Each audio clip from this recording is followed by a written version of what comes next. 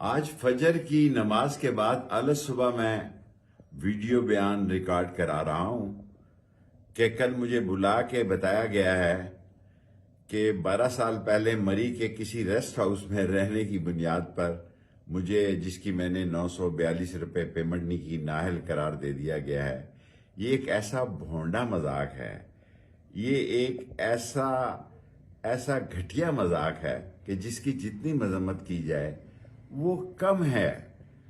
اور اگر کوئی 50 سال میں یہ ثابت کرے کہ میں